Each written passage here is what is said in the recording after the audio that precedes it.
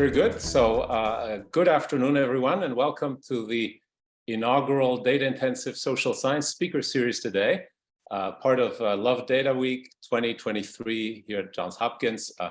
My name is Charles Meneveau. I'm an engineering professor and serve as Associate Director of the Institute of Data Intensive Engineering and Science at Johns Hopkins. This institute, IDEAS is the acronym, participates and helps in many research projects across many schools and divisions of the university, brings together hundreds of researchers, educators, and technology developers to pursue deeper understanding of the world, guided by big data and increasingly by artificial intelligence. IDEAS also organizes and hosts workshops and events associated with big data challenges and opportunities. And among these, we've seen quantitative social sciences often at the forefront of really exciting big data and AI-related developments.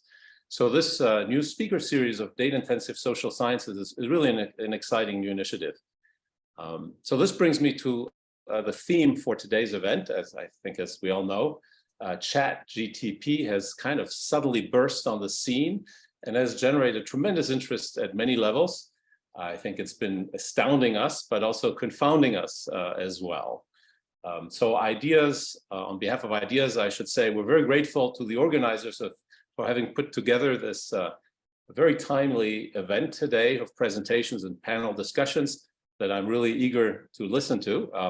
And maybe as disclaimer, I should say these opening words are spoken by me. I did not ask ChatGPT to write this, although I have to say it might very well have.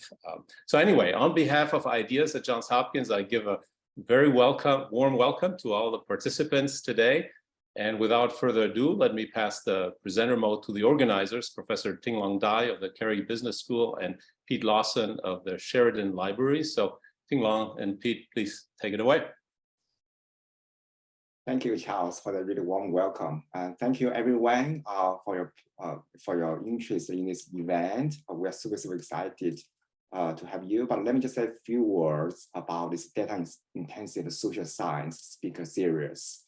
So at Johns Hopkins, we have scholars across a variety of schools and departments work on social science using data and increasingly using artificial intelligence. But we do not really have a university-wide initiative to bring everyone together. So this is our attempt to unify everyone and we work on data-intensive research, and we're going to bring together speakers from Hopkins, but also outside of Hopkins. So we figure today will be a perfect start for the event. We're going to talk about how ChatGPT is going to reshape higher education. So I'm very grateful to have my co-moderator, also Peter Lawson. So Peter Lawson is at Johns Hopkins Library. So he's going to talk about the Love Data Week, which this event is also part of. Yeah, so thank you, Ting-Long. So we're very excited here at the libraries to be co-hosting this event along with IDEAS and Carey Business School. And this is part of a larger series this week, Love Data Week. Love Data Week is an international celebration of data. It's hosted by the Inter-University Consortium for Political and Social Research, ICPSR. And the purpose of Love Data Week is to raise awareness and build a community around research data. So to that end, this week at Johns Hopkins, we're having a number of events around data, and we're really excited to be co-hosting this inaugural data-intensive social science discussion about ChatGPT today. Thank you, Pete. And so now I want to start today's, let me just briefly say how today's panel will be organized. We start with a talk by Professor Christian Terwiesch, and then followed by another talk by Professor Jared Kaplan. And then we're going to have two panels, one focus on faculty experience, the other focus on student experience. And we're going to explore how ChatGPT, and also more broadly speaking, generative AI is going to reshape everyone's experience. So let me just briefly say a few words by Professor Christian Terwiesch. So I see quite a few attendees here actually are my operations management colleagues and students. So for them, Christian really does not require an introduction. So he has co-written one of the most popular MBA textbooks, matching supply with demand. And so Christian is a world-renowned operations management researcher and also educator. He's an Andrew Heller professor at the Wharton School and the University of Pennsylvania. And where he chairs the operations information and decision department. He also co-directs Penn's Mac Institute for Innovation Management. And his research has published in top journals ranging from management science to New England Journal of Medicine. So without further ado, also Christian, so the floor is yours. Well, thank you for the introduction, Tino. Thank you to all the organizers. Really thrilled to be here. And as any good business school professor, I cannot say more than 2 words without a PowerPoint slide deck. So let me, if the technology agrees with me here, let me switch over into PowerPoint mode and share a couple of slides that I've prepared for this meeting. Let me just switch over here. So let me first of all say that this is not really a study. I mean, I've written close to maybe 70 or 80 papers where I've gone through peer review and gone through all the pain of writing the paper. This came out of a dinner table discussion with my kids. I have one kid who is a designer and architect, and he has been using Midjourney and DALL-E for his work and was really interested in AI. And my other son is a software developer, and he has been showcasing me how ChatGPT has been doing well on a lot of coding assignments. And so over dinner, the question naturally came up like, hey, Dad, is that thing able to pass your exam? And so I wrote this white paper. I literally wrote this over a weekend, sent it out. On Wednesday, I talked to a journalist from the Financial Times. They ran the story on Friday, and the thing has gone viral since. And it makes me kind of somewhat mixed feelings. I've written many papers that nobody has read. It took me years to write. This one has gone crazy, and I'm very excited about that, but really need to put out the disclaimer. I'm not an AI expert. This is more of a faculty user experience. So here's what I did. So I teach a course called Operations Management, Quality and Productivity. For the non-OM folks, this is about making things faster, better, cheaper. This is about productivity, bottlenecks, capacity. And the course is a mix of kind of teaching cases, Harvard Business School style, you might say, and more kind of analytic numbers, spreadsheet crunching.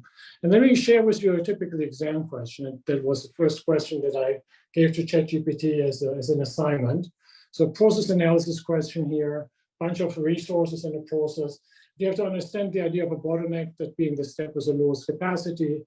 And you have to infer how to compute the capacity for the first reactor and the second reactor, because it's some form of a combination of how big the reactor is and how long the iron, in this case, needs to spend in the reactor to kind of come out good. And so that was the first interaction I ever had after kind of seeing my son explain me how to use bubble sort and how to explain bubble sort to somebody as if they were Homer Simpson. This was my first OM example. And to just make the story short, it just blew it away. I mean, really perfect answer, finds the right bottleneck, and comes up with an explanation that was, to be honest, that was better than anything that my TAs or myself have written in the past, both for our students as well as all the readers of our book. Really well done. I used similar examples. I asked you the question on working capital calculations for a given size of a business, given inventory turns, how much money would the founder for a retail business have to raise in order to support the business from a working capital requirement. And I asked it questions about the use and definition of the Kanban system. A+, no hesitation, absolutely awesome. The next thing I did is I kind of put a question in that was a little harder. For the insiders in operations management, there's a famous case out of Harvard Business School called National Cranberry. I wrote a kind of a short synthesis of the case on kind of this half page that you see here. The subtlety now is that there's, rather than having one product go through the process, there's what we call a product mix. You have 2 types of products, in this case, dry cranberries and wet cranberries, go through the process, and then makes the determination, the calculation, the definition of the bottleneck somewhat more complicated. But I was optimistic. After all, it has aced the first question. So how would it do? Well, there's only one way to find out. So let's see how it did. It did correctly find the dryer as the bottleneck. So 600 barrels per hour as the dryer is the bottleneck, it says at the bottom.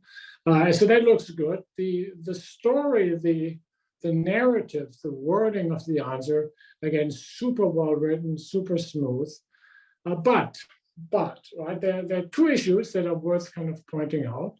The first one is when you have multiple products go through the process, it really depends on the mix. And I gave it here on the question. I instructed it to use a mix of 70% and 30% wet and dry. If you browse through the answer, you notice that it hasn't used these numbers. And so there was something fishy going on. And so I did what I thought was kind of cool, or I was at least impressed by ChatGPT. I gave it a hint. Without retyping the answer, the question, I just said, like, look, remember to distinguish between dry harvested berries and wet harvested berries. I love the answer because without a blink, the thing turns around and says, well, look, it is important to distinguish between dry harvest berries and wet harvest berries, right? So as if it was the most obvious thing on the world, it's now responding to my hint. It is weaving into the calculation, it's weaving in this new information. And it does pretty decently. It says, you notice that at the end, overall, the bottleneck will depend on the mix. So apparently it's not using the information, but it tells it, at least in the first one, it's super important. So it's really good at arguing without knowing. And so I think that's a very human skill that I've seen among many of our students. They can talk well, but sometimes are just shying away from the math. And then I've taught this case like 100 times, I kid you not, but I was looking more carefully at the numbers. Some of these numbers out of repetition I had known by heart. And there was one line in the initial answer that caught my attention. It was claiming that the receiving station was the bottleneck. You see here, if I go back to the first answer, the 300 barrels per hour at the receiving station being the capacity at that station. Well, that is not really in line with the story. That's a 600 barrels per hour. At the dryer would be the bottleneck. And so I was kind of looking at that calculation, and it looks totally plausible, right? 5 docks, 8 minutes per dock, 75 barrels per minute. That is 300 barrels per hour. Well, it's not actually, right? If you think about it, the math is just totally wrong. You have 5 docks, they're 60 minutes in an hour. It takes the truck 8 minutes to unload, so the capacity is an eighth of a truck per minute per dock. There's 75 barrels per truck in the vehicle, so the total capacity is 2,800 barrels. So it's off by a factor of 10. And unless you really think hard and check every little bit of the math, the answer is totally wrong. And that one was making me somewhat nervous, right? That again, it is so confident, the answer is so well polished, but yet the math is so fundamentally broken. So overall, if I think about a grade I would have given this, and I think that was the number or the score that made the headlines in the media. The simple process analysis of working capital and the common question, it would have gotten an A+. On the other questions, I had a queuing question as well, where I had similar experiences with the primary questions. It needed a human hint. It did fine responding to the hint, but it has still some glitches at the end. Overall, I think I would have given this thing a B or a B-, which I leave it up to your interpretation, whether you think that is absolutely great or whether it is miserable. I think in the media, you see, and there was this initial excitement with that, wow, that is so cool. And now that everybody expects that this thing is flying to Mars tomorrow, people are flooding social media with all kinds of simple failures and mistakes that the technology makes. But maybe more importantly for us here on this panel and in our meeting today, let me kind of speculate a little bit of what the implications are on our teaching. And I'm speaking here as somebody who teaches MBA students at a fairly elite, privileged business school, as opposed to being a high school teacher in West Philadelphia. So a couple of observations from my side. The first one, I think, is we have to distinguish between what we teach and how we teach. I think as business school faculty, and certainly as operations faculty, we have to teach about AI and ChatGPT just because they're part of modern work. And so I want to leave that part aside. We definitely all have to, as business school faculty, embrace it from what we teach, but also does it impact how we teach? Does it impact the way of teaching? I think one question I oftentimes got asked is that people ask me saying like, look, if a ChatGPT can get the questions right, Christian, on your operations management exam, maybe you're teaching the wrong content, right? I mean, it's basically, why do I need a Wharton MBA if a bot can do that? I'm a little hesitant to say that, well, you don't have to teach foundations anymore. Because if you think about technology as a stack, which I think in computer science is kind of a fairly common approach, there's a stack of at the top of the stack is the application layer. Think about doing an empirical study. Then there's some form of a methodology, a regression model, an ordinary least square estimators. And deep down in the stack where the nuts and bolts in the machine room of the stack, there's, if you remember the definition of OLS x prime x inverse times x prime times y, there's a matrix inversion, right? And when I took regression analysis in college some 30 plus years ago, we would by hand have to invert that matrix. But I think we could all agree that you can do a good regression analysis and you can be an expert in econometrics without being able to convert a matrix by hand. On the other hand, if you think about another technology stack where you think of maybe corporate valuation is at the top of the stack, and that's the application, discounted cash flow analysis and compound interest rates might be methodologies that you use. Deep down in the machine room, you're doing pluses and multiplications, right? And so I think, or I hope at least most of us would agree that we still have to teach kids how to do plus, minus, and multiplication, as opposed to saying like, well, a calculator can do this. So I believe we have to continue to teach foundations. I come out a little bit ambivalent on the testing side. I think before we can answer the testing question, how does this impact tests? We as educators have to examine ourselves. Why do we test in the first place? The way I think about it, we sometimes test for skill certification. And just like you wouldn't be able to pass a driver's license exam if you would show up there was a self-driving car, I don't think you should pass an accounting exam for CPA if all you can do is use a bot. So I think for skill certification, we totally have to ban the technology. A lot of the testing that I do in my course is really geared towards getting a sense of where the students stand on their learning journey, how much of the materials they have understood and absorbed versus how much of the material they're still struggling with. Again, I think their ChatGPT is highly counterproductive. It doesn't serve anybody if I teach level 7, week 7 material if the students are still struggling with week 2 material.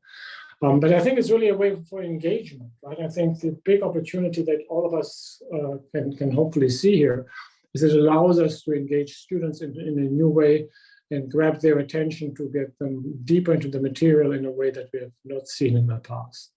I also think my primary example shows that you can't just use this as a calculator. You have to really teach the whole decision-making process, and that requires the students to learn how to validate an answer, to how to develop a gut intuition of what type of answers might be right. And so it's really more than something that you would do with a calculator. I'm working right now on ChatGPT from a creativity perspective, and I found that it will be the most useful application so far, that you don't have it do the job for you. You're just asking for a stimulus for an idea.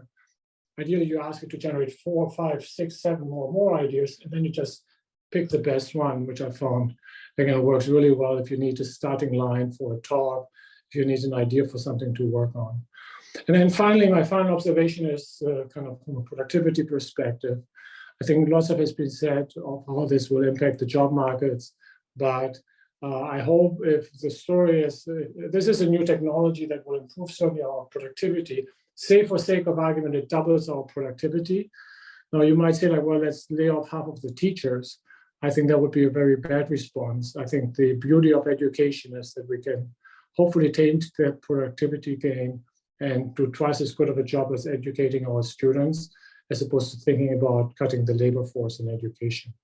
So let me leave it as this. I think I got detailed instructions to speak for 10 minutes. I'm a little over that. And Ting Long, hand it back over to you. Thank you, Christian, for the really informative, also very eye-opening talk. So now we are opening to really brief the Q&A, and later on we will have more opportunities to ask Christian questions. But for now, I want to ask whether anyone have any immediate quick reaction to Christian's talk. Feel free to type using the comment chat or Q&A. So I saw one. So okay, so this question from Aaron Sego. Christian, what are the thoughts on competency-based teaching and learning? not exactly sure what I understood the question, but Christian, maybe you have a better understanding about this. Can you repeat the question, please? I didn't see it. Yeah, so Q&A is, what are the thoughts on competency-based teaching and learning? Well, I think you have to always ask, like, what skill do you want to learn the student in the first place? And I think at the business school faculty, we want to develop hopefully some creative thinking skills. And I think there I see a very immediate use for ChatGPT, that it helps you with brainstorming, it gives you a stimulus for creative thinking. And the other skill that I want to teach is critical thinking, some form of problem solving, analytics skills. And I think there we need to do a better job. I think we oftentimes pretend, as I did in my exam here, that management is just like solving a word problem with 100 or 200 words in there. I think we need to embrace the fact that management decision-making is a much more complicated process from taking reality, abstracting the mess of reality and squeezing it into some form of mathematical model, then thinking about the model and making simplifying assumptions of how to solve that model. And then deep down in that stack is using specific formulas that we teach in operations management or elsewhere. And I think being able to navigate that process from reality to abstraction to computational simplicity, simplifying assumptions, I think navigating that stack and validating each level against the next higher up, I think that is a skill that I think we have to do a better job teaching. Or I'm certainly pointing the finger at myself. I feel like I haven't done good enough of a job as I should. So we thank you very much, Christian. We have maybe one more question. I said actually two questions, both questions about creativity. So because Christian, you are an expert in innovation management, so I actually want to reframe this question a little bit. From the innovation perspective, what do you see the role of ChatGPT or more broadly generative AI? Well, it's a real opportunity here, right? I think we all know the challenge that if I think about an innovation course that we teach, you think the innovation tournament method that we've advocated at Wharton, Carl Ulrich, myself, Sergey Nettison, where we ask students in the first day of class, like, come up with some ideas. And we all see them struggle, right? They sit there with an empty piece of paper and say, oh, yikes, I have to now come up with 5 ideas. Why not just go to ChatGPT and say, well, look, I need 5 new ideas on digital healthcare. Give me some ideas. In the worst case scenario, you're going to get 5 okay ideas from ChatGPT. That's better than a white piece of paper. So there's already some progress. But even better, you might look at these ideas and say, like, well, look, those ideas suck. I can do better than that. And now you started jumping into the water and you started being creative, right? And so I think it's a way of jump starting. It's a way of prompting. It's a way of starting the pump in the creative journey. And I think that's this enormous productivity potential, both in teaching as well as in practice, I believe. Thank you very much, Christian, for that really insightful talk and for the excellent Q&A.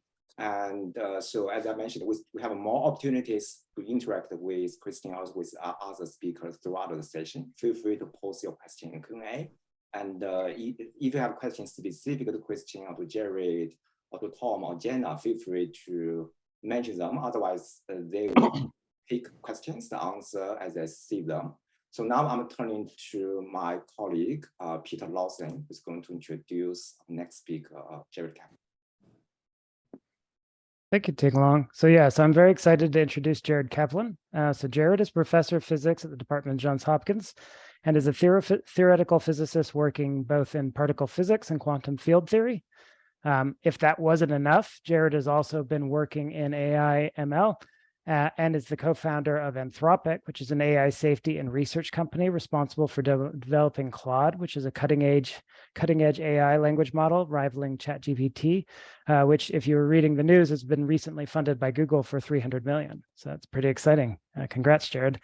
So with that, I'm going to turn it over to Jared. Great, thanks. So yeah, I guess for the sort of 10 minutes that I have, I don't have anything prepared to say specifically about the uses of Claude or ChatGPT in higher education. We can talk about that in the panel. But I think I want to talk about the broader trend here, because I think that when a new technology emerges, there might be an intuition that, oh, wow, this new technology is really cool. What does that mean for the world? But I think that ChatGPT is just the tip of an iceberg, and that it's basically part of a predictable trend. And so I think the right question to ask is, in my view, most likely a much scarier question of ChatGPT is just the thing that we have this year, but next year and the year after, we're going to have something much, much, much more powerful. And so I sort of want to explain how I came to work on AI and why I think that, because it might sound even crazier than ChatGPT. So 5 or so years ago, I was just doing theoretical physics research, but I had friends who were working at OpenAI and I was on sabbatical. So I said, oh, it sounds like AI maybe is a big deal. Maybe I can hang out and work as a volunteer and play around. And I kind of ended up doing some research with other people in machine learning and other people coming from physics on what we ended up calling scaling laws in machine learning. So maybe I should flip to that. And the details of these figures just don't really matter at all if you're not in the weeds of AI and machine learning. But the basic idea is that what we found is that you can predictably, at very high precision, make AI models bigger and train them on more data and get predictable improvements in how well they do at everything. And these were the original language models. So I did this work when GPT-1 and GPT-2 first existed. I then helped build GPT-3 and some of the code models as a consultant at OpenAI. And these trends that show that if you just basically build a bigger model, spend a little bit more money, you get predictably better performance are, I think, the sort of driver of trends in machine learning to use more and more and more computation to train models. So you can sort of see there's a trend here that kind of culminates in AlphaGo in red. And then there's the current trend that we're on, which I think ChatGPT and Claude, et cetera, continue, of basically using exponentially more computation to train AI models each year. And we've reached a point now where if you remember back to sort of chemistry class, there's this Avogadro's number, which is this unimaginably large number of 6 times 10 to the 23.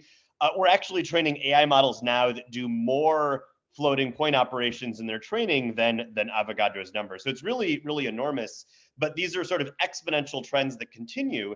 And the expectation is that with the billions of dollars that Google, OpenAI, and other companies have, we're going to be training larger, more powerful models basically every year. And so GPT-3, I think, was actually fairly impressive. GPT-2 was impressive. They're all just sort of points on this line. And in the next couple of years, we're going to kind of continue. Another interesting feature of this, it's not super important, is that in some ways, AI research has gotten simpler over time. It used to be that AI researchers working in computer vision did something completely different than AI researchers in natural language processing, who did something very different from AI researchers who are trying to train AIs to, say, play chess.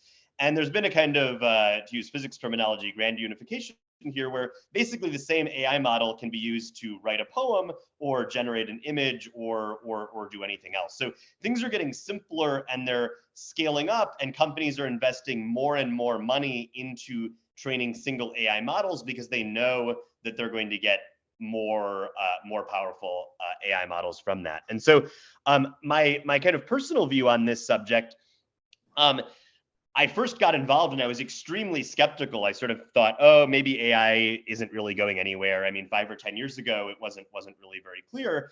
And I sort of worked on this stuff involving scaling laws, GPT-3, et cetera. And I came to sort of believe more and more that AI was going to get better. But then very plausibly, people have come up with walls that would halt this continuing process in AI. Like maybe it's not possible to build a multimodal model. Maybe AI models aren't able to reason. Maybe they can't do any kind of long-term planning. Maybe they can't learn the way that humans do. And these problems have not been all addressed, but many of them are going away. So I remember long ago in the ancient days when we built GPT-3 2 or 3 years ago, it seemed like GPT-3 was very bad at reasoning. It was very bad at the kinds of problems that were just illustrated with ChatGPT, where it had to reason through something complex, do math, and get the answer. Clearly, it's not all the way there yet because you've seen these mistakes from the last talk. But the sort of doubts that I had about this sort of general approach to AI addressing reasoning are generally fading, as I think just training larger models seems to, and basically developing very simple interventions seem to be addressing it. I also don't think that multimodal models are a problem. Obviously, people have talked about DALL-E and Midjourney. I think there's kind of no bottleneck there. And I also don't personally think that there's any bottleneck preventing these models from starting to write longer term plans and then kind of execute them step by step. And so I think that my general view is that ChatGPT is a single moment on a very, very, very rapidly evolving trend. Computation is continuing to get less expensive. And although you might imagine that big tech companies are spending tremendous amounts on AI, they actually aren't. The kinds of models that we're seeing now maybe cost tens of millions of dollars, but there are all sorts of big science projects that involve hundreds of millions or billions of dollars that can be contemplated. So my general expectation is that this is kind of part of a trend. And I think it's going to be much, much more transformational than ChatGPT. And so I think that this is, I mean, there are a lot of lessons you can draw from this. You can be very excited or you can be very scared. I think I feel a mixture of both, but I think it's worth thinking about how this can be scary, just in the sense that I'd like to believe in sort of this productivity bonus where everything will go well and people will just be more productive and it'll be great for everyone. But I think it is really uncharted territory in terms of how it affects society. And I think that if we're I mean, we have we have AIs that play chess much better than people. We've had those for a long time. We had 5 or so years ago AI systems that could play Go better than people. With ChatGPT, I think we're starting to get to a point where for some kind of unclear applications, some aspects of writing, we're getting to sort of human level performance, although we're also far away in the sense of these models are not reliable. They make dumb mistakes. They make mistakes that maybe people wouldn't make. But I do think that on this trend, there'll be more and more areas where these AI systems can do things that are sort of comparable to or possibly exceeding what people can do. And I think this is basically very very scary. It's very uncharted territory. And I think it kind of invites a kind of deeper inquiry, not just about how ChatGPT affects higher education, but kind of how this continuing trend will affect higher education and society as a whole. So I can end there and answer any questions. Thank you, Jared. That was awesome. It's kind of cool to see AI kind of increasing along that sort of Moore's law, but it also does, make me a little uneasy as well with the sort of implications and ethical implications as we get these larger and larger and more powerful models. We've got a few questions in the chat, so let me go ahead and start asking those. And again, to the audience, if there's anything you'd like to specifically ask Jared, go ahead and put it in the Q&A. So first one is coming in. How likely is there that we're gonna see some sort of upper limit emerge on this? So you got this kind of linear trajectory that you keep training these larger and larger models. Is there a way of researching and training that's known right now that might be exploited to kind of break through that if there is some sort of cutoff? I mean, I don't think that there's any clear upper limit on. Well, there's certainly theoretical upper limits on where we're going. So I mean, you can eventually run out of data to train on. For example, these models are sort of more data hungry than people are when they learn.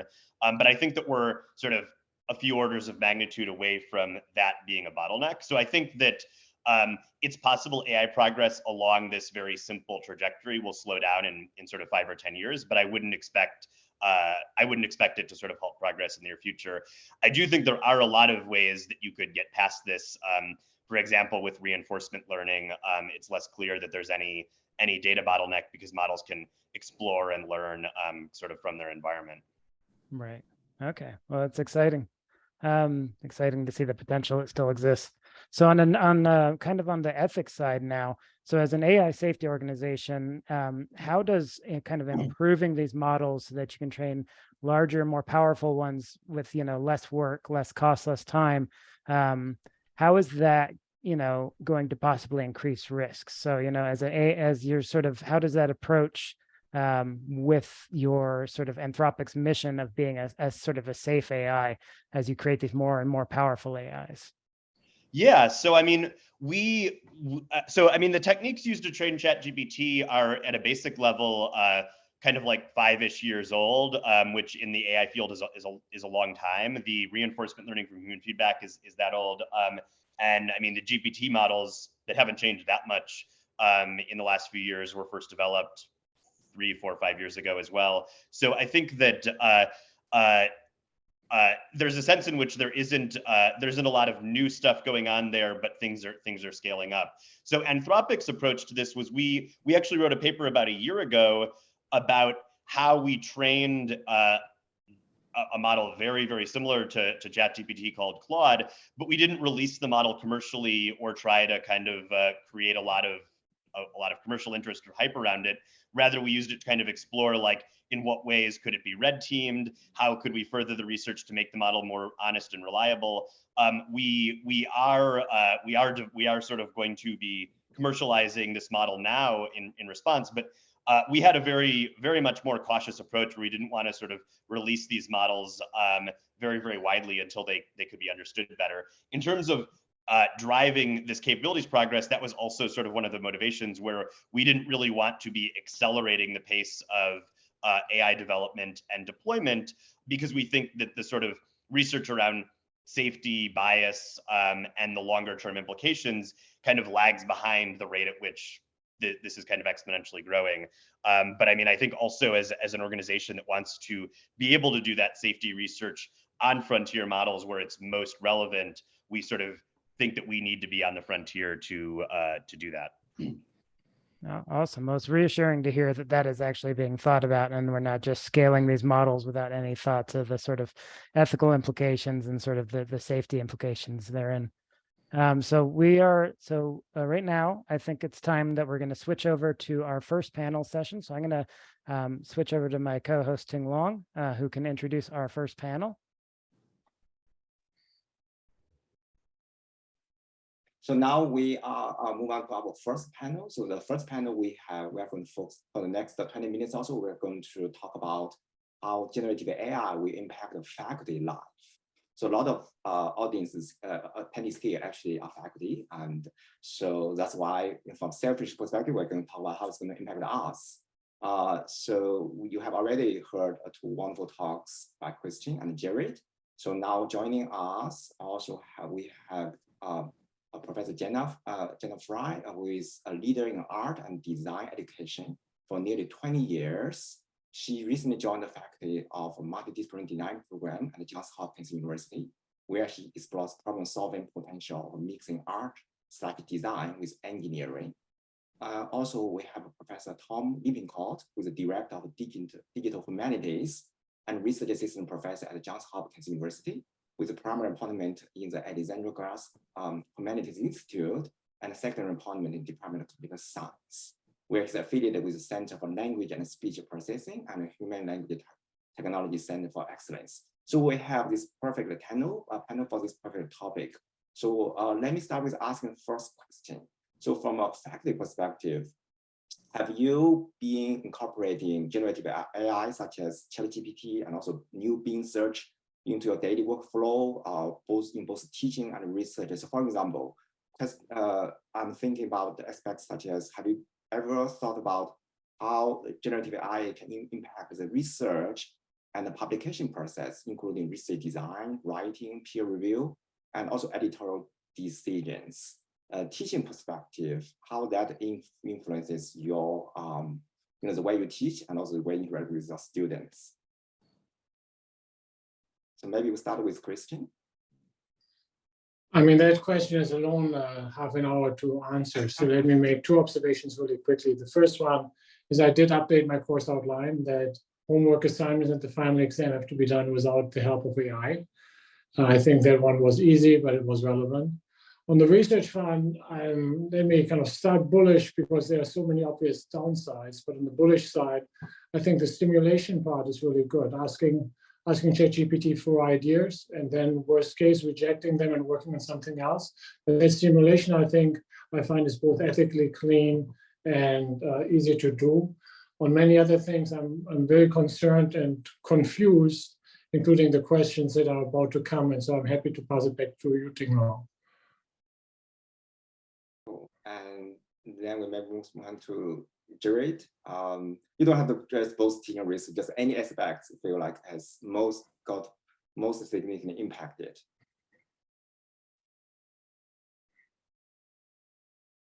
So, what are the most significant impacts of ChatGPT on higher education? Yeah, so basically from your own perspective as a professor, also as an entrepreneur as well, but as a professor, how does that change your daily workflow? Yeah, so well, I've been on leave at Anthropic, so I'm sort of out of the line of fire here. But I think that I think what I would expect to be the sort of biggest impact is that if the technology continues to improve, it's sort of hard to take a clear stance. I guess a thing that I think a thing that's more positive, to start positive, as Christian did, is like, I think it can also be useful. My experience, I've interacted a lot with these models, is that it can actually be fun to ask them to tell you about some subject and give you information. There is this issue of reliability where you're not sure that you can completely trust them, but there's some obscure area, they've read everything on the internet, and as you can ask them about sort of the history of some particular period, and they can kind of tell you interesting information. So I think that can be engaging, and I think that I would be optimistic that the technology can be developed in the next year to a point where you could have specialized models that are kind of like tutors that you ask them about different areas, and they engage with you in an interesting way. So I think that might be the way that I'd be most optimistic. Thank you, Jared, and maybe turn to Jenna. Yeah, I think maybe what it brings up the most for me is thinking about how important information literacy is going to be as foundational educational concepts in all fields. Is because the success of any of this in class depends on the student's ability to know when to believe it and when not to believe it.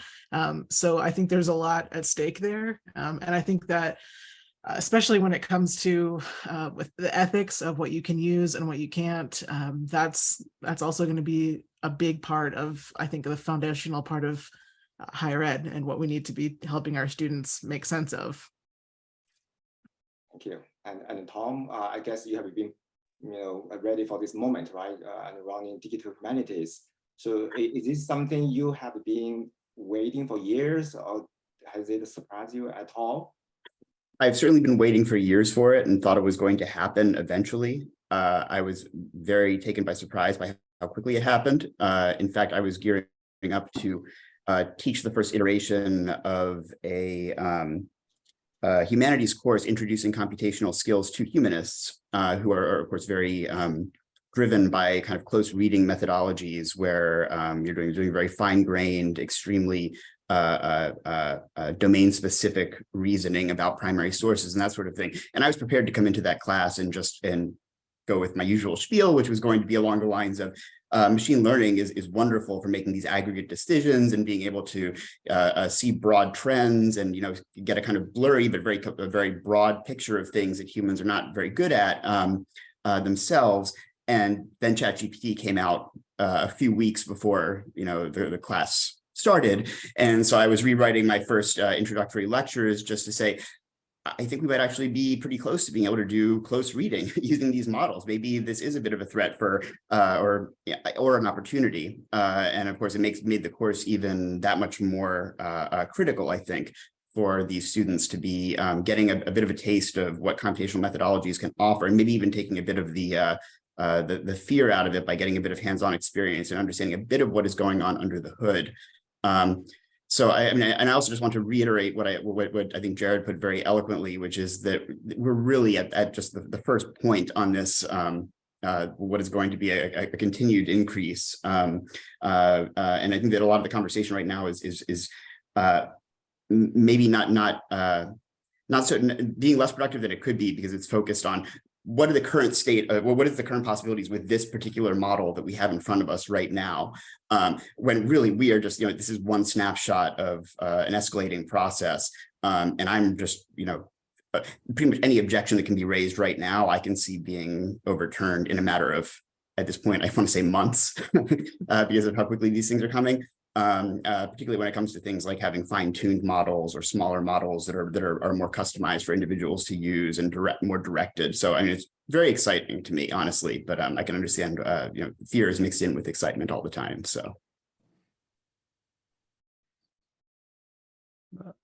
So kind of taking that from, sort of, if you're implementing this in your coursework, but also now, what are sort of the ethical implications and the ethical considerations surrounding the use of ChatGPT in teaching and research? And that's questions of, accuracy, because we know ChatGPT has been known to create fake citations, but also intellectual property questions as well. What are your thoughts? Well, I might share an example that I sort of already talked to some of the panelists about. So I have a student who's very interested in leveraging AI, and I teach a data visualization class, and we were analyzing a data set around candy preferences, and the students had to come up with like a pitch for a new candy based on the highest ranking candy qualities. And the student who really loves AI took all of the like different categories and put it into an AI image generator, and it created this like beautiful mess candy visual. And to me, like, that felt ethically beautiful and wonderful. It was like it was helping him make a sketch, and that was how he made his sketch. I think where it sort of would go into territories of maybe being less comfortable is if I was doing an assignment where it was like more about your own original work, and then saying like, oh, I drew this elephant or something like that. I think it could run into territories where it could be tricky. But when you're using it in some way to prompt another scholarly activity or research question, or it's sparking an interest, I think then it's really interesting. And then it falls into the ethics of just how do you cite it properly as a participant in your research, and how to be like, not riding on stolen valor, so to speak. Yeah, that's an interesting perspective, thinking of it as a participant. So Tom, you talking about maybe using it for like close reading and things. What are your thoughts on this as sort of the AI as a self that you can? What are the ethical considerations?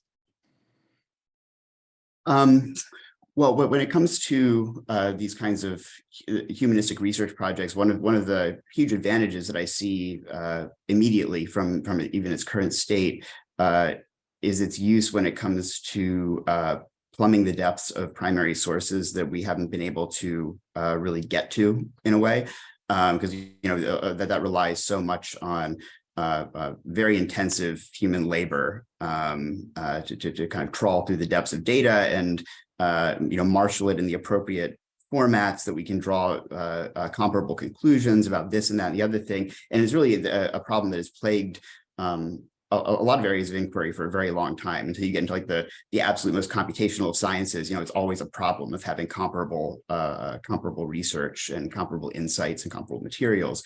And so I see it as a very positive thing in that sense, that it'll let us quickly explore things and let us build new, interesting kind of digital artifacts that we can then kind of hang insights off of.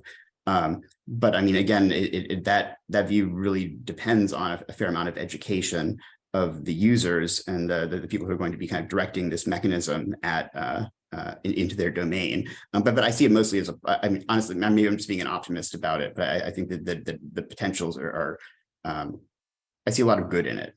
I see a lot of potential good in it. How about you, Christian? I know I saw one of your colleagues at Penn had actually developed an entire syllabus out of ChatGPT and was surprised by how well it worked. What are your thoughts on possibly using it, the sort of ethical considerations using it either in research or in teaching? I think on the idea stimulation side, which again, that's sort of how I think about the syllabus generation. I think it's totally legit, and I wouldn't even lose much sleep about giving the acknowledgements of the right references there. I'm very concerned about Jenna's example in the world of art, right? In the world of art, images. Even in ChatGPT, I give you an example for the fun of it. I asked ChatGPT to write me a letter of recommendations for Christian Terwiesch applying to the dean job at Harvard Business School. And it did a pretty good job. It's clear, though, that I'm not a particularly famous person, so you could sense from the words that it used, it picked up my language that I have on the website, because, hey, where else is it's going to learn about that? So if I'm basically now applying the same logic for a scientific study, I'm asking the bot a question. In some sense, I shouldn't reference ChatGPT. I need to reference a source that ChatGPT has been used in the training data to make this statement. And I'm just concerned that we're going to lose giving credit and potentially money to the initial person who came up with a drawing that trained with Journey or DALL-E, right? And so I think I'm very concerned, especially, I think on the text side, it might be a little bit more traceable, but on the image side, this gestalt, this kind of fuzziness of art, I'm very concerned that we're not paying the people who did the raw work as the artists, that we're not paying them and giving them the intellectual credit they deserve. Thanks. Yeah, and Jared, do you have any thoughts? I know you're working more on, Anthropic now, but so you've got that kind of interesting intersection between sort of working on the company side and then working on the sort of the education side. Yeah, I mean, I think, I think the ethical issues that I'm probably most concerned about are, I think the whether we're sort of fairly compensating people for work and like how this will affect employment. I think for things like generating a syllabus, it seems totally fine. I think that it can probably be used as a tool that helps students, but I think that a calculator is a very binary, like whether you use a calculator is very binary. I feel like there are a lot of ways that I could imagine a student using ChatGPT for an assignment where they're not really cheating, but it's a lot blurrier. Like they might not be feeding the question in and getting the answer and transcribing it. They might be asking about the general subject, asking about other questions. And so I think it probably makes it harder to differentiate than it has been in the past. Yeah. Thanks, Jared. So let me just quickly refer to one question from the audience, which also happens to be a question we had for the panelists. So how is ChatGPT different from a calculator or from other tools? For example, math teachers in high schools traditionally, or high school or middle school, are traditionally struggling with students using calculators to finish their homework. How is ChatGPT different? And also this question from Professor Babbage of Georgetown University. Why are we anthropomorphizing AI? Why cite AI as a co-author? Would we cite a calculator or Excel or MRI machine or any other tool as a co-author? Anyone want to jump in? Well, I think the answer about why we're anthropomorphizing it is pretty straightforward, which is that it's capturing cognitive processes that have been solely the domain of humans and like at a very core level, part of human identity for as long as humans have been around. So I think that one's pretty straightforward. Yeah.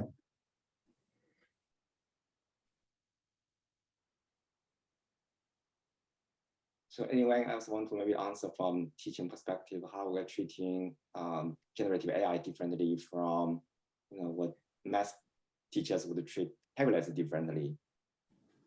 Well, I think there's a calculator. There's also your best friend or your brother-in-law or your parents, right? And so I think you might say like, there's a rule that I have whether I'm using a calculator or not. But I think if AI is somewhat on this continuum between your calculator on the left and a brilliant professor on the right, on that continuum, if you would, rather than taking the exam yourself, send your uncle who is a famous professor in physics, I think most people would say like, well, that person needs to be acknowledged, right? So I think AI is more of the latter than it's being a calculator. So I think it's, in that sense, it's different from a traditional kind of Excel or calculator technology. So before we conclude this panel about, the part one of the panel about the faculty life, I just would have a quick question for everyone. As a faculty ourselves, do you feel like generative AI has created more work or less work for us? Do you think it's going to be a blessing or it's going to be a curse? Maybe quickly just go one as circle, maybe Jared? I mean, I think that it's sort of a reality. I mean, I think it could be mostly positive in the short term. I think I'm worried about its long-term implications. I think there's sort of a question of what is the purpose of the education? Is the purpose of the education to give students a deep understanding of a subject? Or is the purpose of education sort of to enable someone to accomplish a task in the outside world? And I mean, the fewer tools we give people to do something, I think the more we're focusing on a deep understanding and less on how would you actually do the task out in the world? Because I mean, ChatGPT and better models are going to exist. And so they're going to be useful tools. And so enhancing your own productivity is really just going to be a benefit for you in terms of being productive in say, the workplace. But I think the key question is just, is it detracting from your understanding of what you do such that you can't actually evaluate your own work? And Christine? I think, I mean, as Jared put it, you have to start with the question of purpose. What is the job that needs to be done? What does the user need here? I think the discussion we're having is a little bit too technology centered, right? I mean, if we think about the impact of technology in education, yes, let's talk about technology, but let's also not forget that we understand the customer needs, the student needs, the needs of the academic community.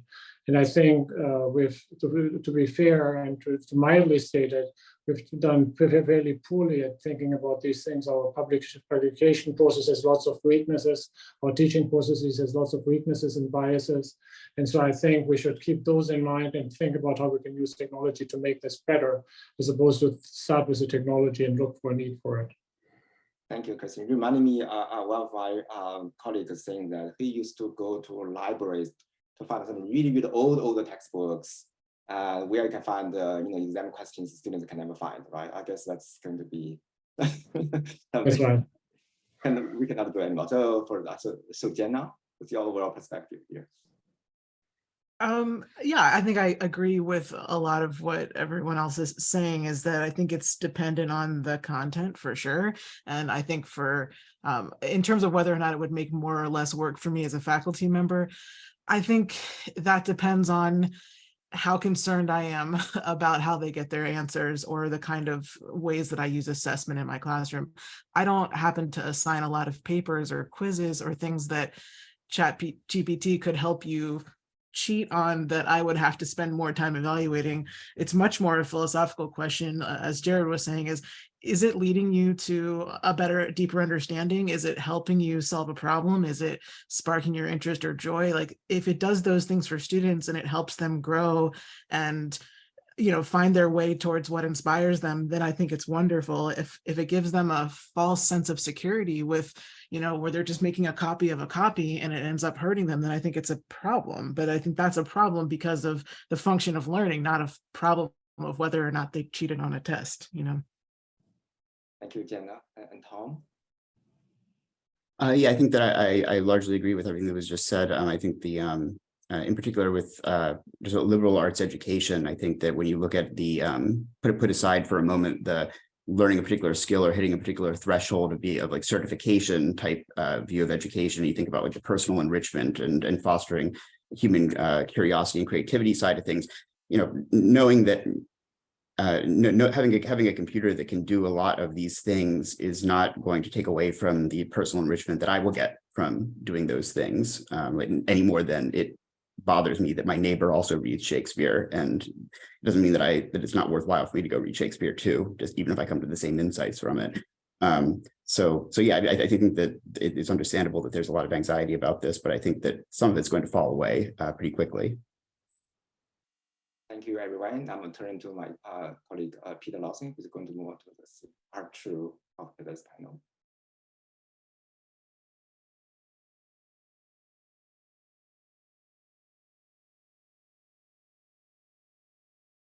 So I'd like to switch gears a little bit from the faculty perspective to looking at generative AI and ChatGPT with respect to the student experience. And I'm sure a lot of the participants today are students and are kind of interested to see here how this is going to impact their lives. So it's, ChatGPT has been viewed as sort of a threat and a boon both to higher education. I've heard it heralded as the end of writing, end of creativity, end of higher education as we know it. Others have just said it's hype, it's prone to errors. It's just going to be a glorified calculator. But there's also, deeper existential questions, because I know higher education itself is sort of at a precipice. We have declining enrollment, skyrocketing costs, and there's this sort of justification that comes into play. What is the value of higher education? So, there's these questions of how does ChatGPT fall into that, and sort of what are institutional and our pedagogical responses in teaching. So to open it up, to start, let's talk about, I know, I've been seeing a lot of students submitting ChatGPT responses to exams. So what are your thoughts on student assessment in light of ChatGPT? How is that going to change? And maybe what types of assessments are being used?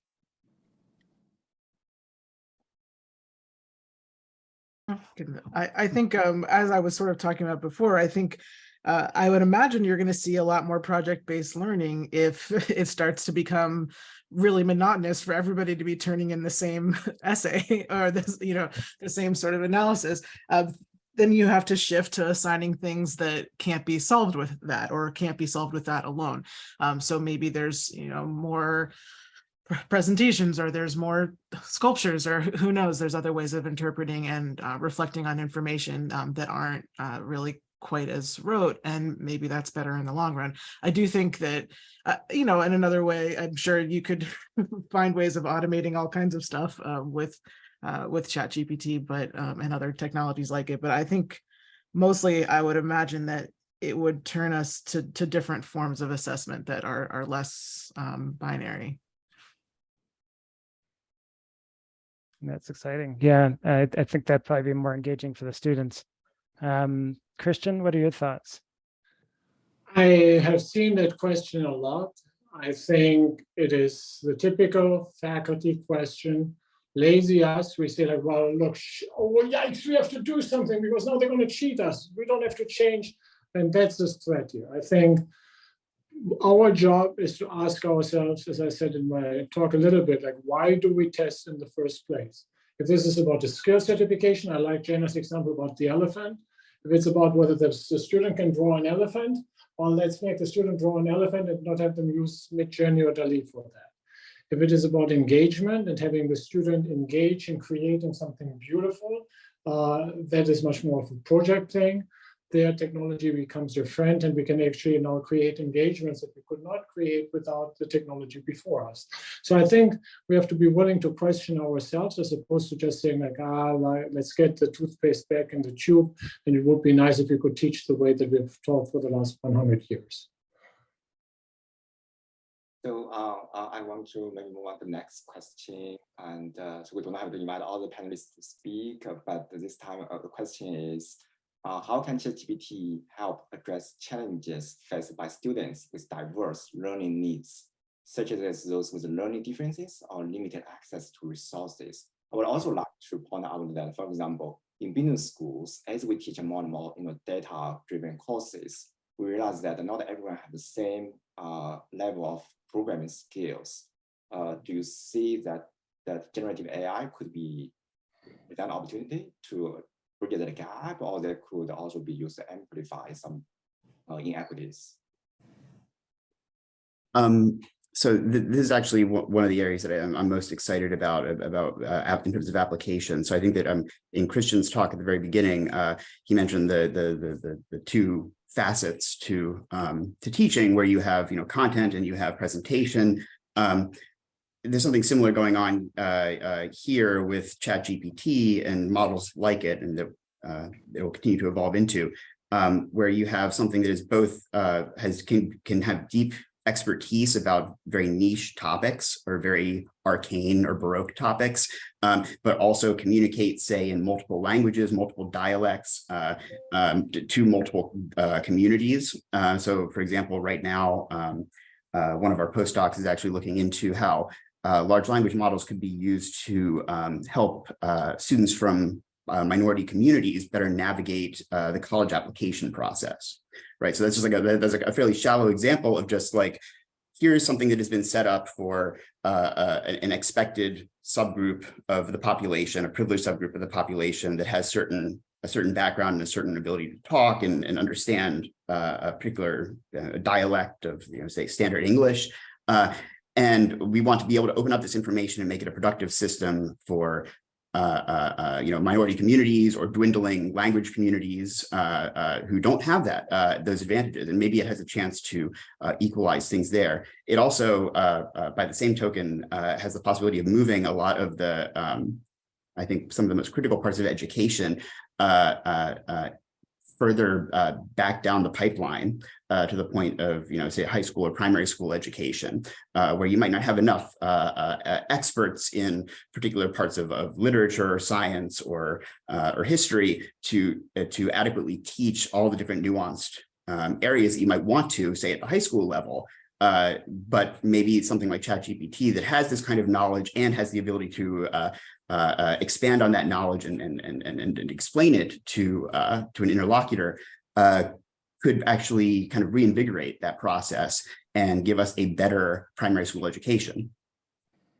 So Tom, it's very exciting. You mentioned that ChatGPT can be used for that student application process. So which actually on the flip side, you could imagine schools could also use generative AI for this actual application review and admission process. So anyone has any perspective about this application and also admission process potentially enhanced by generative AI? I think Jenna, you have. Yeah, I think this is an area where it concerns me, right? Because this, when it comes to evaluating a person's ability to be a good or not good fit for a college, it's already a process that's ripe for bias, right? And so if you're adding in, you're taking away the human interaction. I don't know, maybe makes it less biased, but there's a lot of, I think, evidence that this technology holds its own bias. So I think I've heard about different schools using predictive AI models to see like how good a student is going to be like a fit for their school, that how long that they'll stay, and things like that. But I worry about the potential of that just further marginalizing already marginalized populations.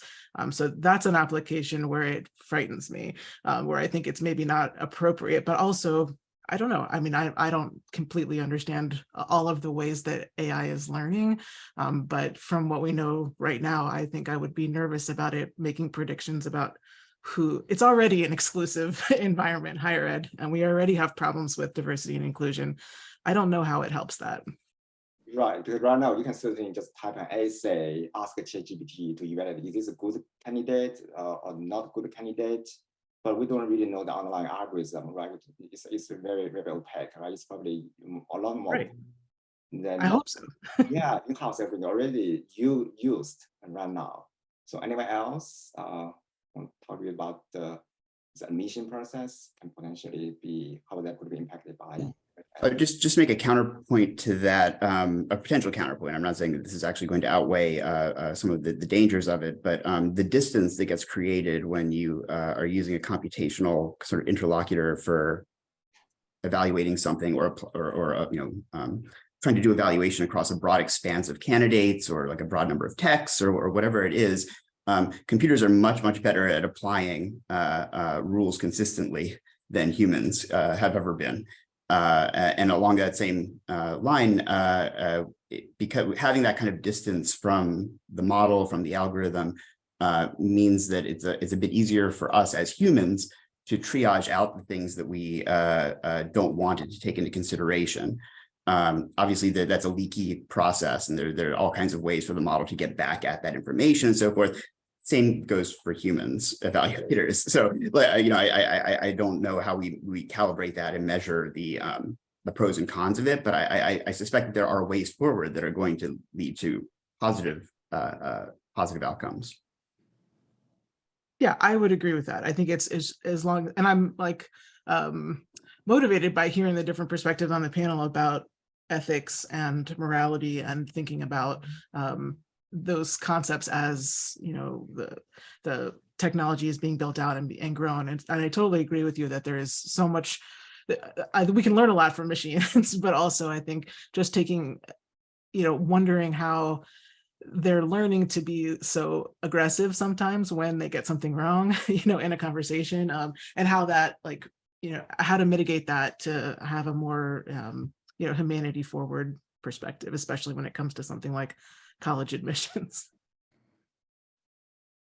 Well, moving from the admissions side to sort of the student-centered experience and specifically around creativity and critical thinking, there's a question that came in through the Q&A. So they asked, regarding creativity, it sounds exciting and promising for these students and researchers to utilize generative AI tools to jumpstart. But for individuals, AI tools can increase creativity. But then aggregately, the question was, will AI tools lead to most people being more alike to each other, to sort of converging to the sort of a sameness? And how would you respond to that as an educator?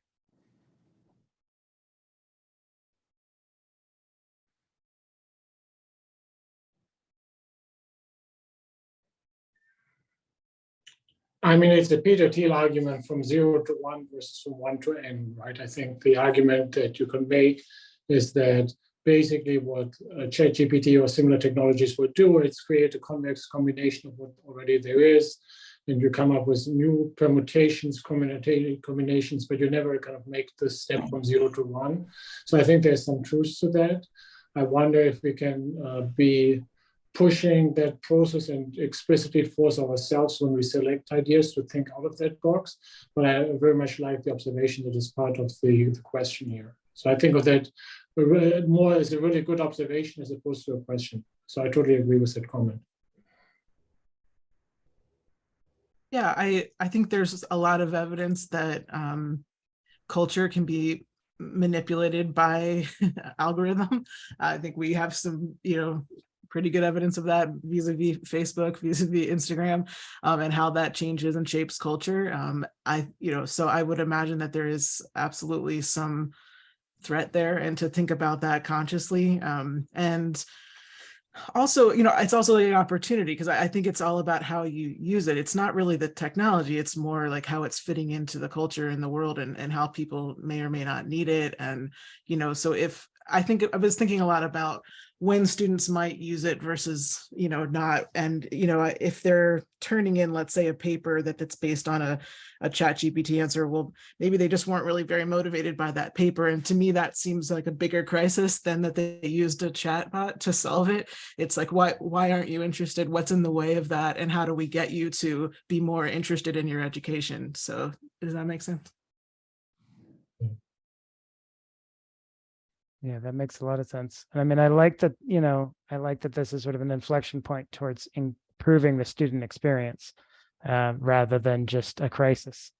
So coming back to maybe looking, outward at the model rather than inward at the experience. So how is, given, ChatGPT is trained on, a huge corpus, basically everything on the internet, which means that it's, recapitulates any of those biases or, the marginalization that's encoded in that data. So how does sort of how does use of ChatGPT impact the representation and marginalization of these underrepresented groups? That, you're not looking at this tool critically, you're just using it and putting it into your classroom without thinking necessarily critically about the model itself. And then how can you address those concerns as an educator? Prompt engineering, I guess. I mean, I think that one way that we're using it to look at some underrepresented corners of the world is through kind of careful engineering of kind of careful probing for non-standard language. And kind of explicitly doing that, but that requires a certain amount of facility working with the model to begin with, or kind of understanding like what the, I don't know, it's not a precise technical skill. It's almost more of an artistic skill of kind of knowing how to have that particular kind of conversation with this particular kind of cognition. And so I'm not really sure. I mean, I think it's probably too early to say much more about that than that this is a skill that needs to be cultivated if it's going to be used effectively in kind of like by individual educators in their own classrooms. Just sort of as a technical comment, there are sort of two phases to the training of these kinds of systems. They're sort of trained on, like, as you put it, a lot of stuff on the internet, and then they're fine-tuned with human feedback or I mean, in our case, a sort of AI feedback in various ways to sort of self-correct. So I think there's two considerations. One is like, is there material missing from what the model knows that you think should be exposed? And there's sort of a concern that students aren't seeing that. And then there's the secondary problem of, is the model reproducing content that's harmful? I think that the second problem of the model reproducing harmful content, I mean, is still a problem, but it's significantly ameliorated by this sort of fine-tuning process that kind of tries to train the model to be more helpful, honest, and harmless, although it's not entirely successful. The absence of certain kinds of information in the model is certainly not fixed by that. I think then there's a secondary question of, does this process of becoming less harmful address bias? And I think we have some work that on further processes that we think helps with that, but I think this basic process doesn't necessarily. So in some ways, that's still there. So that's just kind of a technical comment about kind of how the training works. I do think these models it's not as simple as the model is just going to reproduce every harmful thing on the internet at this point, but on the flip side, it's definitely not completely addressing all such concerns either. Thanks, Jared. Yeah, that might have been a gross oversimplification on my part, but I appreciate the sort of technical kind of, background on how that's actually being done. So I think one of the really interesting points made earlier was that ChatGPT provides relatively uniform answers. If you do Google search, right, you typically, I imagine most people look at the first 10 or 20 results before deciding which one to click, whereas with ChatGPT, it's more like a closed loop system. I'm just wondering from students' perspective, this seems to be now, of course, they can still use different prompts, but given similar prompts, people are getting pretty much similar kind of findings. Does that create a different learning and risk experiences? Yeah, I think for sure. It maybe points out something that's been a problem in education for a while. And that is that if all of your problems can be answered with one similar question, and maybe it's not that good of a problem, or it could be more interesting or more robust. But yeah, I think that's, I just lost my train of thought, but yeah, going back to what we were talking about earlier with like how this can be like maybe harmful to marginalized communities. I feel like the thing is, we want to make sure that we have to have really good conversations about skepticism and critical thinking and putting things into perspective, so that that's the part that's missing a lot, is the context. I think when you Google something, if you Google something and you get a list of 10 results, you kind of get the sense that there's maybe a different perspective, and then maybe you could go in and find something. But this idea that you can just put a problem in, get an answer, that's a harmful construct, right? Like, and that's something I think we would need to work on as educators, is that like, that's just a starting point to then ask 10 more questions.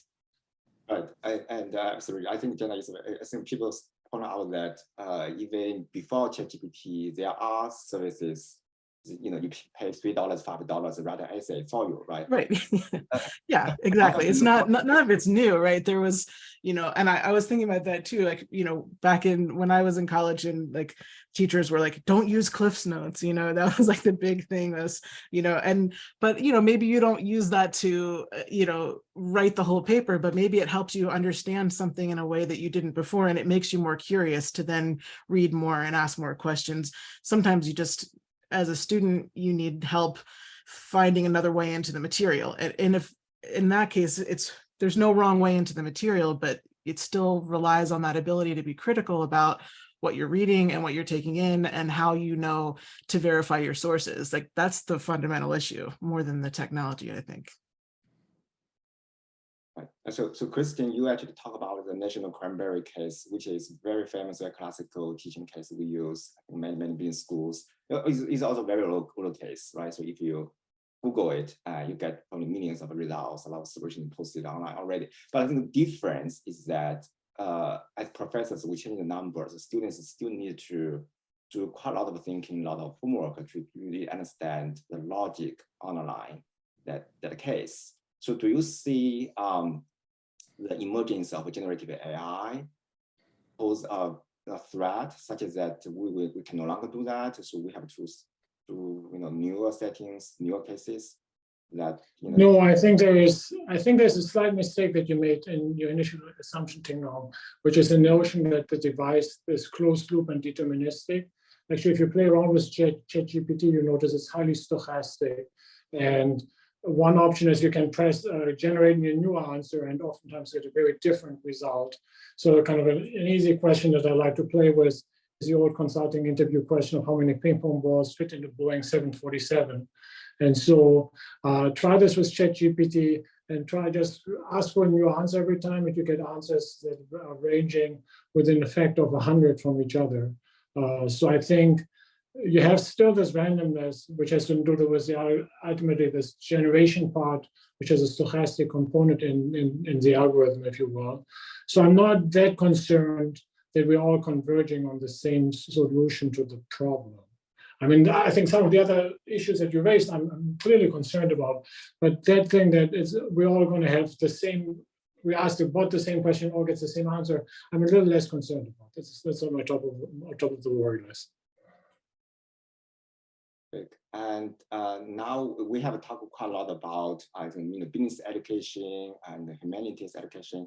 There are actually questions from the audience about engineering education. So I actually want to make the broadly applicable to hands-on kind of education. For example, in business schools, we have a lot of projects, but a lot of really hands-on experiential learning experience kind of education.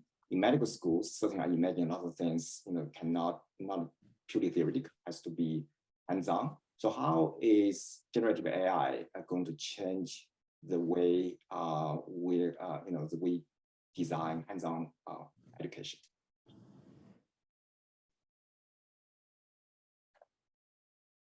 So maybe Jared, and so I know you said you're a theoretical physicist. Do you see ChatGPT has a potential for disrupting like experimental physics in some way? Well, I don't know. I don't know whether I should, how crazy I should be. I mean, so I mean, I'm very, very sort of self-skeptical, and I think that whenever you sort of predict something really unusual that's going to happen, you should continue to ask yourself whether you're crazy. But I mean, I do generally just see this trend that AI systems are going to get better and better. I think from my point of view, it's oh, from the perspective of the public, suddenly ChatGPT has crossed a threshold where people are impressed. But 6 months ago, you could have gone to OpenAI's website and used InstructGPT. InstructGPT will do almost as well at a lot of the tasks that people are excited about with ChatGPT. It just somehow that didn't have enough exposure, or it wasn't in a dialogue format, et cetera. So basically what I see is just this trend. And it just seems very plausible to me that if the trend continues, that essentially most knowledge work will be doable by these kinds of systems in 5 to 10 years. I think companies are going to invest maybe 100 times more in the most powerful AI system in 2 to 4 years than was invested in ChatGPT. Their algorithms are going to improve a bit. They're going to learn lessons from what's going on now. And so I really just don't see, it just seems plausible to me that, I mean, for example, I would guess that all of these questions that ChatGPT got a C on this year, a model sort of available sometime next year will just ace all of those without any problem. And so I do sort of see this as continuing. There's also work. It's very obvious if you think about it. There's work out of Google that has now been done where Google uses large language models to control a robot. Because if you have a large AI model that can understand language, it can understand images, then it can sort of see what the robot's doing and say, robot, do this, robot, do that, instead of usual sort of robotic controls which are more based on more primitive AI systems. So I think that you can easily imagine a world in 5 to 10 years where you have AI systems that are kind of comparable to humans at a lot of tasks, maybe better at some, and that are being asked to, say, observe through a camera and provide instructions to a robot, and then do work. Could even involve things like experimental physics. I think in the near term, I would expect more from just like being able to do knowledge work, AI systems that can use web browsers, that can navigate using a computer. But I do think there's a very good chance that this is going to happen, in my view, even though it sounds really crazy. I think there's also a good chance that I'm just wrong, and that there are going to be bottlenecks. This isn't going to happen. But I think it's at least likely enough, in my view, that it's something to be prepared for and to be thinking really hard about how that affects society, what the risks are, et cetera. Thank you, Jared. I actually made this bold prediction a few days ago that ChatGPT will make theory more valuable than before because it does not really produce new theory. I do want to hear maybe what the panelists think about this prediction.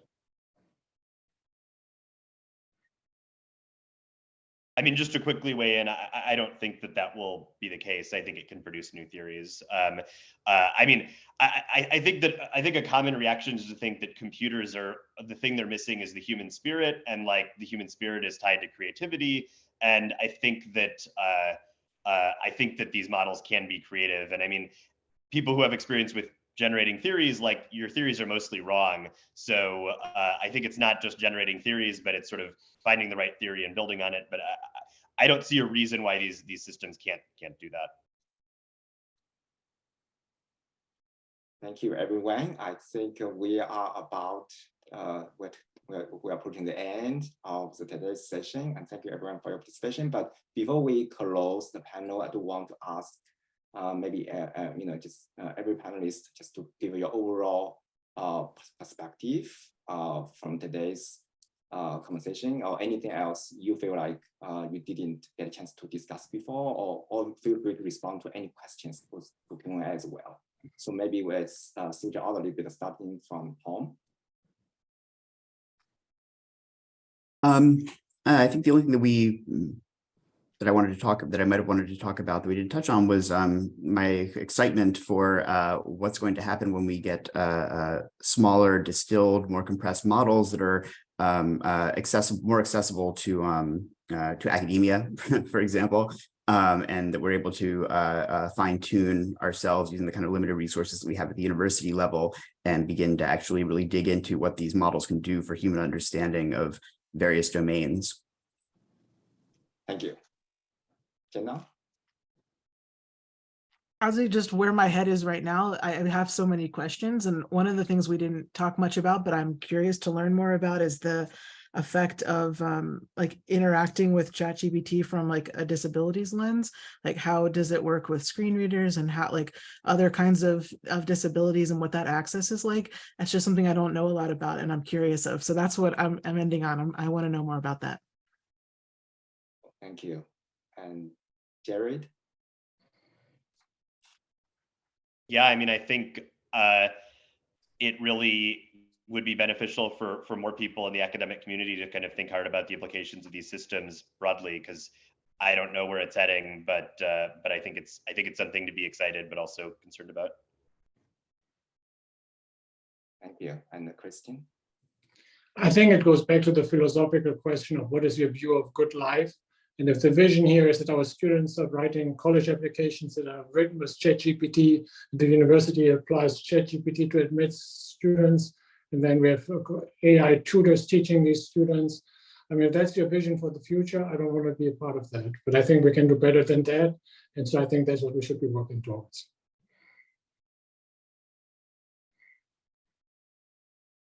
All right. Well, thank you everyone for this amazing panel. Jenna, Christian, Tom, Jared, thank you for taking the time. Thank you for kind of giving us your perspectives. I'm not sure if I'm more excited or more nervous about the future of higher education and ChatGPT and generative AI, but I have a lot to think about, and I'm sure our audiences do too. So everyone, if you could, clap hands or, in the chat, and thank our participants, our panelists today. Thank you. Thank you, everyone. And this has been a great inaugural session of the Data Intensive Social Science series and Love Data Week. And we appreciate everyone that came. And again, thank you all and have a wonderful, wonderful rest of your day or a wonderful rest of your week.